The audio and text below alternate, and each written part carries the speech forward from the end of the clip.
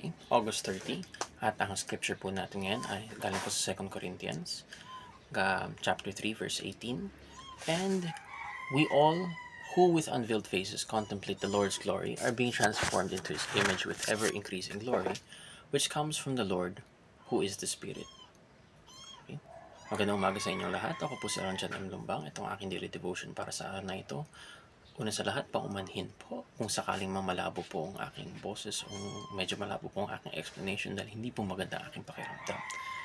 Ngunit, subalit na tapat, tayo'y magtsatsaga, tayo magtitis. At ang paksa po natin sa araw na ito, at ang tatalakayan natin paksa sa araw na ito ay may filter na ba ang bibig mo at ano ang sanctification. Agad po tayong dumako sa ating konsepto.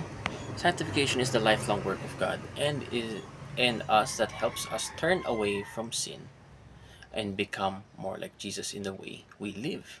It is different from justification. I-explain natin yan mamaya. Where God declares us righteous, but the two are closely connected. Magkaugnay ito. Magkalapit. So one cannot be one without the other. So salvation always leads to a changed life. This lifelong process will be completed only when we are glorified. So simulan na po natin yung teachings. Explanation. Una, justification. We are declared righteous. Sa mga nakatanggap po, o sa mga tinanggap po ang Panginoon po bilang tagapagligtas at ang hari ng ating buhay, mangyari po sa atin, we are declared righteous. Wholeheartedly, no? Kung i-accept natin si Jesus Christ as our Lord and Savior, at tayo po ay nakikita ng Diyos Ama bilang righteous. No?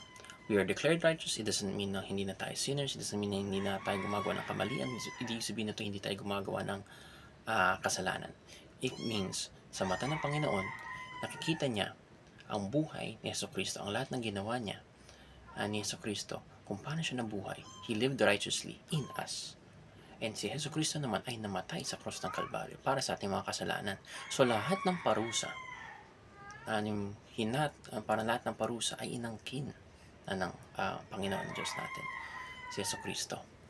At sa ganun, He's accepted the punishment and paid for it in full of all of our sins, past, present, and future. So, hindi na po natin kailangang pag-isipin yung mga ginawa nating kasalanan o mga sa ngayon o bukas. Dahil we are declared righteous, hindi na tayo maluloko ng kalaban na hindi tayo nasasabihin sa atin na hindi, mahiya ka, masyado akong gumagawa ng kasalanan. No. You are declared righteous by God. But, itong importante, sanctification. We are being made righteous. So, declared na tayo, ngunit, declared man, kailangan natin ipakita na we are declared righteous.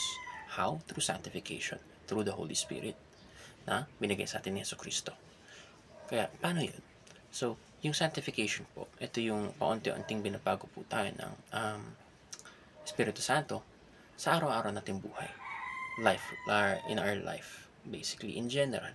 So, paano tayo magsalita, paano tayo lumakit, paano tayo magtrabaho. Ito po ay iniiba patungo sa modelo na pinakita ng Panginoon.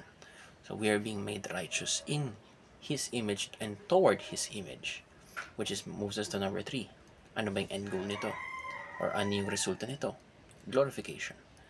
Tayo po ay nagiging perfecto, kagaya ni Kristo, sa katawan, sa isip, at sa espiritu, na hindi ito metamorphosis in the sense na katawan lamang na nag-iiba, kundi ang ating buong sarili ay bumabalik sa original na intention.